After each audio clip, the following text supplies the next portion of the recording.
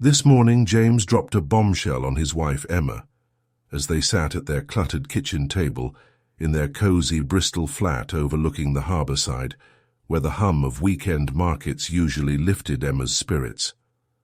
"We're off to Tom and Sarah's place this Saturday evening," he announced casually, scrolling through his phone. It wasn't a question or even a suggestion, just a statement, as if it were already set in stone. Emma froze, her mug of Earl Grey halfway to her lips. She set it down gently, trying to mask the flicker of annoyance bubbling inside. Did he even care if she had plans? Why did he never ask her opinion? Tom, his colleague from the office, and Sarah were practically strangers to her. "We've been meaning to visit them for ages," James added, eyes glued to his screen, oblivious to her reaction. "Who's this we?" Emma raised an eyebrow. "I barely know them." "Perfect chance to get acquainted, then," James replied, glancing up with a stern look. "You weren't planning anything important, were you?" Emma's jaw tightened, but she bit her tongue. Truth be told, she hadn't made any grand plans for Saturday. Still, being informed like this stung.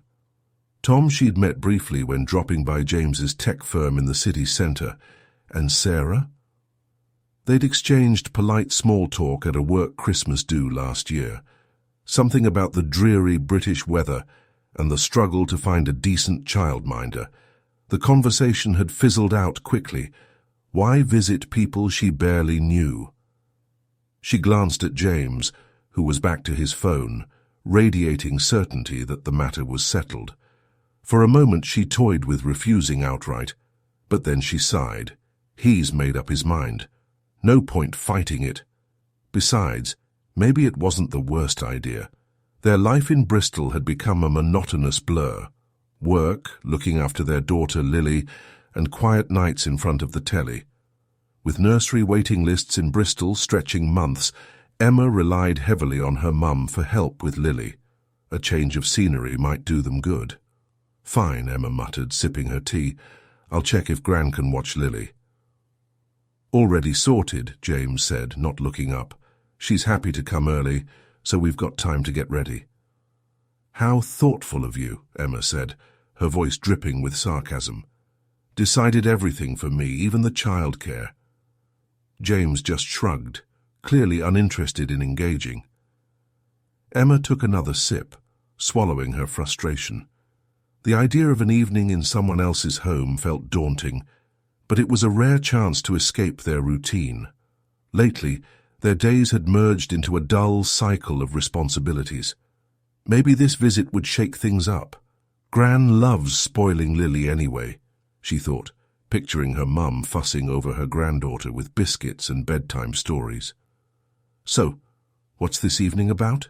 Emma asked, setting her mug down. "Just a friendly catch-up," James replied, surprised by her question. "Tom's a sound mate. I reckon you and Sarah will get on like a house on fire." Emma gave a non-committal hum. She wasn't convinced, but figured the night might not be a total disaster. At least they'd get out of the house together. Saturday morning arrived, and Emma stood in their Bristol flat's cramped kitchen, stirring a pot of porridge while Lily played with her toys in the living room. The thought of the evening at Tom and Sarah's gnawed at her. Why was she dreading it so much? She barely knew them, and James's insistence didn't help. With the Bristol balloon fiesta just weeks away, she'd hoped for a fun family outing, but James's plans always took priority. She wondered if she should bring something to avoid showing up empty-handed. A Victoria sponge, maybe? She'd always been handy with a whisk, even if time for baking was scarce. "Should I whip up a cake or something?" she called to James, sprawled on the sofa, flicking through football scores.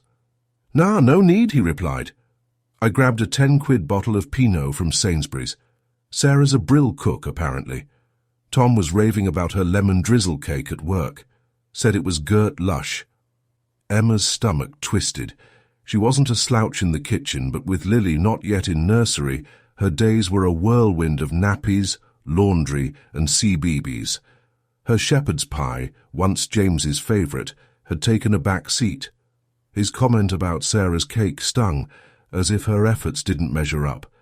She'd once suggested a private nursery for Lily so she could return to her marketing job, but James dismissed it.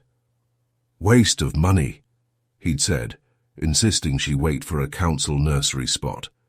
So Emma's ambitions sat on hold, like her old work laptop. She hadn't told James about the job interview she'd landed for next week. Maybe tonight would give her the courage to bring it up. She shook off the resentment and focused on the porridge, though James's silence at breakfast didn't help.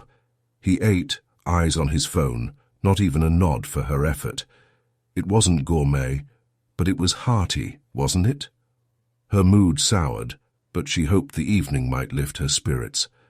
By 7 p.m. they pulled up to Tom and Sarah's terraced house on Royal York Crescent, where Clifton's Georgian charm made Emma feel oddly out of place.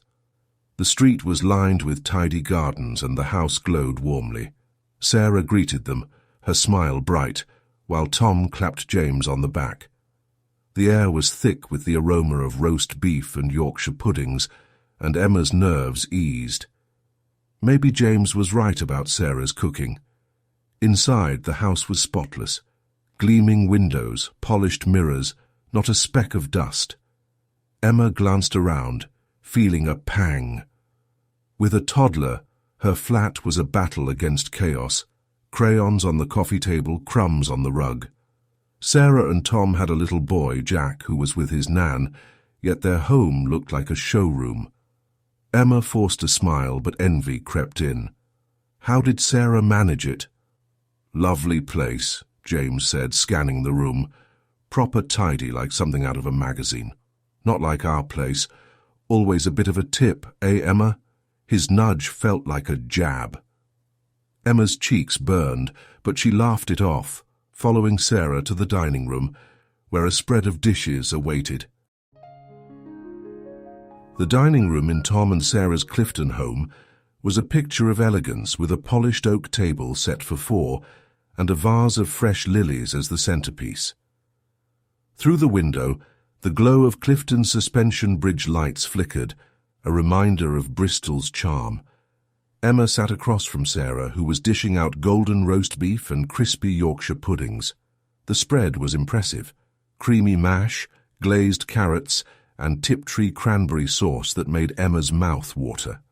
A soft hum of BBC Radio Bristol played in the background, filling the room with local chatter. Emma felt a twinge of inadequacy. Her dinners lately were more fish fingers and frozen peas than Michelin star worthy. James, on his second glass of Pinot, was in high spirits. "This is cracking, Sarah," he said, cutting into his beef. "You've outdone yourself. Proper restaurant quality." Sarah smiled modestly, but Emma caught the pride in her eyes. James continued, "And this place, Gil," he gestured. "It's like a show home. Spotless. Not like our flat, eh, Emma? Always a bit of a bomb site." Emma's fork paused. The comment, masked as a joke, stung. She forced a smile, her cheeks flushing as Sarah interjected gently, "Oh, James, I'm sure Emma's got her hands full with Lily. It's tough without help." James ignored her, pressing on. "Sarah, you must be superwoman. Cooking like this, keeping the house immaculate. And you've got a little one too. How do you do it?" "It's not just me," Sarah said warmly. Tom pitches in. He's on bath time with Jack most nights, and we split the cleaning. Makes it manageable. "You're sorted, mate," James chuckled, raising his glass to Tom. Pressed shirts, gourmet dinners, some blokes have all the luck. Emma's hands clenched under the table. Every compliment to Sarah felt like a dig at her. She wasn't a bad wife or mum, was she? She kept their flat livable, cared for Lily, and juggled everything without James's help. Her phone buzzed in her pocket, a reminder of her job interview. She ignored it, but it felt like a lifeline. The room felt stifling. "Excuse me," she mumbled, pushing her chair back. "Just need the loo." In the pristine bathroom, Emma locked the door and leaned against the sink, her breath shaky. Tears pricked her eyes as James's words echoed. Her flat a bomb site, her efforts invisible. She thought of Lily, her sidelined career, the life she'd paused. Was this marriage? Feeling small in her own story? She splashed cold water on her face, willing herself to hold it together. She couldn't make a scene. Back at the table, James barely noticed her return, still praising Sarah's cooking. Emma picked at her food, her appetite gone. Sarah offered a sympathetic smile, but Emma looked away embarrassed. Then James spoke again. "Sarah goes to the gym, doesn't she? Emma, you should join her. Do you good." Emma's heart sank. Another jab, and this time she couldn't stay silent. Emma's patience snapped as James's words hung in the air. The dining room, with its warm glow and the faint hum of BBC Radio Bristol, felt suffocating. The argument echoed in the quiet Clifton street, where the White Lion pub's lights glowed nearby. Sarah's sympathetic glance deepened Emma's embarrassment. She set her fork down, her voice steady but sharp. "And where would I find the time, James? Who'd look after Lily while I'm at Pure Gym down by the harbourside?" James waved a hand, his face flushed from the Pinot. "Oh, come on, you'd figure it out if you really wanted to. There's always a way." His tone was flippant, as if her daily grind was minor. Emma's chest tightened, but Sarah leaned forward, her voice calm but pointed. "It's not that simple, James," she said. "When I go to Pure Gym, Tom stays with Jack. It's a team effort. Maybe you could take a turn with Lily so Emma gets a break." The table fell silent. James blinked, his smirk fading. Emma stared at Sarah, gratitude and surprise washing over her. Tom nodded, adding fuel. "Yeah, mate, it's no bother. I look after Jack when Sarah's out. Gym, salon, whatever. You must do the same for Emma, right?" "Well, sometimes," James mumbled, confidence crumbling. "I'm knackered after work, you know." His tech firm was facing layoffs, and his need to feel superior was bleeding into their marriage. Sarah raised an eyebrow. "And Emma isn't? She's juggling Lily and the house solo. You raved about our place being spotless, but that's because Tom helps. He books a cleaner for $50 a month, so I'm not knackered. What about you?" James's face reddened. "Look, cleaning's a woman's job, all right, my lover? And kids, too. I bring in the money." His words landed like a punch, and Emma's breath caught. Sarah's eyes narrowed, her tone icy. "So, what's Emma meant to do? Be a perfect mum, keep a show-home flat, cook gourmet meals, and hit Pure Gym all on her own? What's your role if she's doing everything?" "You're twisting my words," James snapped, shoving his chair back. "I was just paying you a compliment, Sarah, and now you're ganging up on me." He turned to Tom, fuming. "Mate, sort your wife out." "Not a chance," Tom said coolly. "You're out of line, James. You've been having a go at Emma all night and you don't even see it." Emma's heart raced. She'd never seen James so rattled, but Sarah's words lit a spark. Her phone buzzed, another reminder of her secret job interview. It felt like a lifeline, a whisper of a different life. She looked at James, his face a mix of anger and confusion, and something shifted. "You've humiliated me, James," she said quietly, her voice cutting through the tension. "All evening, you've made me feel like I'm not enough." James froze, his mouth opening, but no words came. Sarah reached out, her voice soft. "Emma, if you need to talk, I'm here." Emma nodded, her throat tight, knowing the night had changed everything. The silence in Tom and Sarah's dining room was deafening, broken only by the faint hum of BBC Radio Bristol. Emma's words, "You've humiliated me, James," hung heavy, her voice steady despite the tears threatening to spill. James stared, a mix of shock and irritation, expecting her to back down, but Emma held his gaze, her heart pounding. For once, she wasn't smoothing things over. "What's that supposed to mean?" James hissed, lowering his voice. "You're making a scene, Emma. Tell them you're fine." Emma's hands trembled, but Sarah's nod gave her strength. "I'm not fine," she said louder. "You've spent the night comparing me to Sarah, making me feel rubbish. I'm done." James's jaw tightened, his eyes darting to Tom and Sarah, their faces unreadable. "Let's go," James snapped, standing. "We're leaving. Now." Emma rose, legs shaky, as Sarah touched her arm. "Call me if you need me, yeah?" she whispered. Emma nodded, gratitude swelling. The walk to their car, parked under Clifton's Georgian streetlights, felt endless. James's silence was icy, but in the 10 Uber ride, it erupted. "You embarrassed me," he shouted, ignoring the driver's glance. "Making me look like the bad guy. You're proper fuming over nothing." Emma stared out, the White Lion pub's glow fading as they neared their flat on Stokes Croft, vibrant with street art, but a far cry from Clifton's polish. His words washed over her, but she felt detached. She'd spent years swallowing his jabs, but tonight was different. Her phone buzzed, her job interview reminder. It wasn't just a meeting, it was a chance to reclaim her life. At home, Lily asleep and Gran gone, James's tirade continued. "You're overreacting. I was just being friendly," he yelled, pacing their cluttered living room. Peppa Pig toys littered the rug, a stark contrast to Sarah's pristine home. Emma stood by the counter, her voice calm but firm. "I'm done, James. I'm filing for divorce with Bark and Kirby in Bristol." The words stopped him cold. His face paled, eyes wide. "You're serious?" he stammered. "Over one bloody dinner?" Emma's resolve hardened. It was years of feeling invisible, her efforts unappreciated.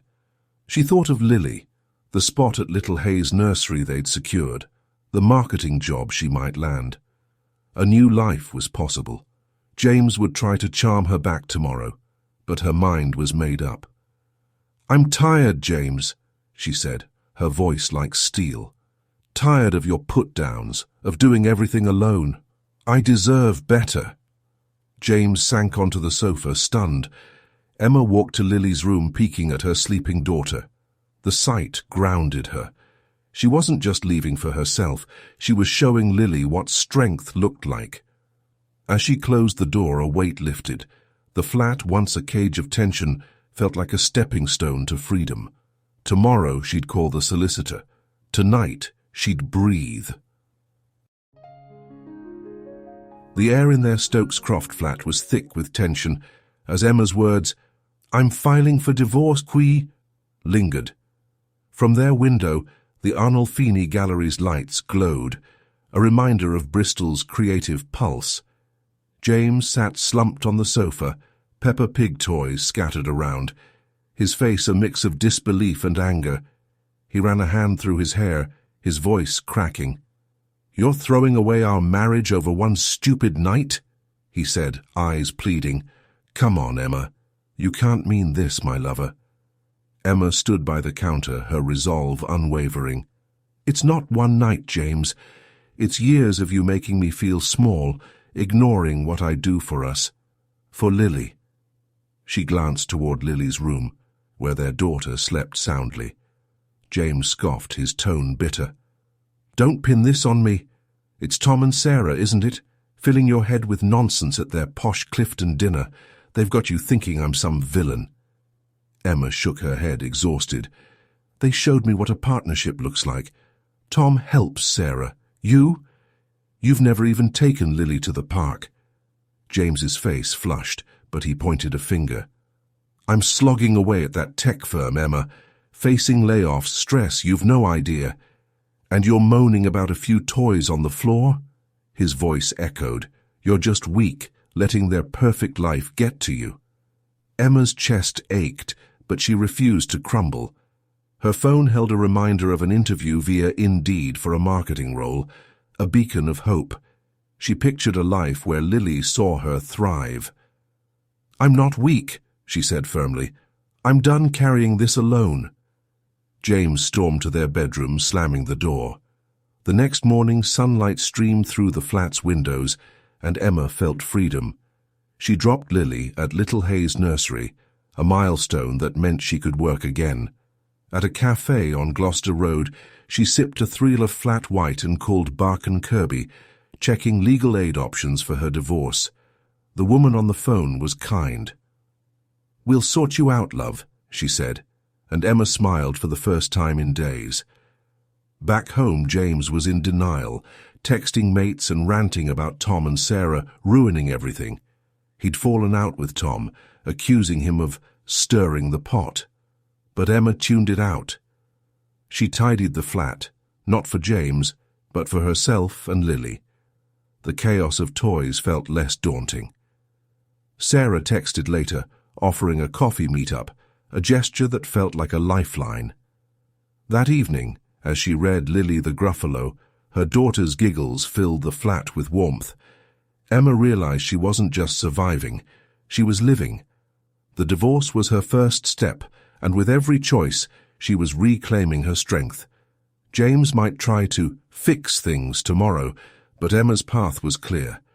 She was building a new life, one where she and Lily could shine. Weeks passed, and Emma's Stokes Croft flat became a haven.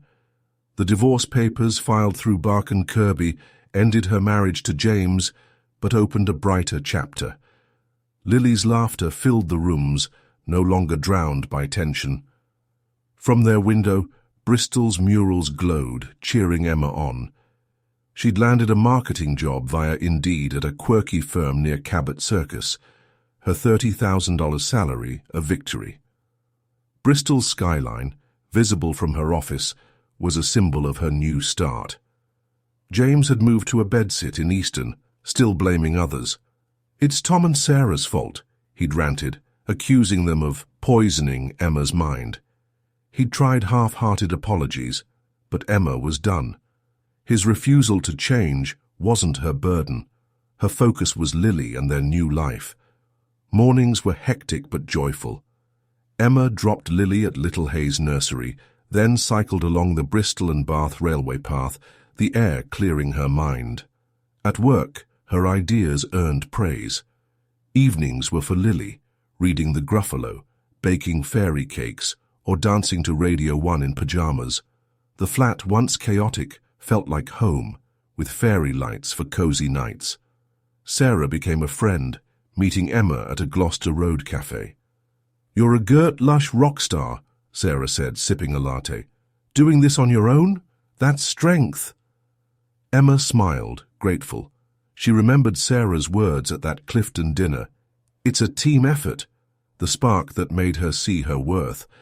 They'd gone to Pure Gym once, though Emma laughed. "I'm more of a brisk walk to Tesco on Stokes Croft type." Lily's proud hugs made every struggle worthwhile. Being a single mum wasn't easy. Nursery fees stung, and some nights Emma collapsed, knackered. But she was free. No more eggshells, no more feeling invisible. She rediscovered joys. A 3 flat white, Lily's nursery chatter, the Bristol balloon fiesta's glow. Her heart felt light, unburdened by James's put-downs. Looking back, Emma saw her old life clearly. She'd been trapped, trying to please someone who didn't see her. Now she was enough, for herself, for Lily. "Mummy, you're my best friend," Lily said one night, cuddling close. Emma's eyes welled up. This was her why. Her flat was no show home, but it was theirs, filled with love. As she tucked Lily in, reading about the Gruffalo's adventures, Emma felt peace. Loneliness wasn't the enemy, a loveless marriage was. She'd chosen herself, and every step, divorce, job, nursery, proved her strength. Bristol's hum outside was a reminder. Her life was hers to shape. Lily's hand in hers, Emma was ready for what came next. Her future was bright, her heart full. She wasn't just surviving, she was thriving, building a life where she and Lily could shine. The weight of the past was gone, replaced by hope and the promise of new beginnings in their vibrant Bristol home.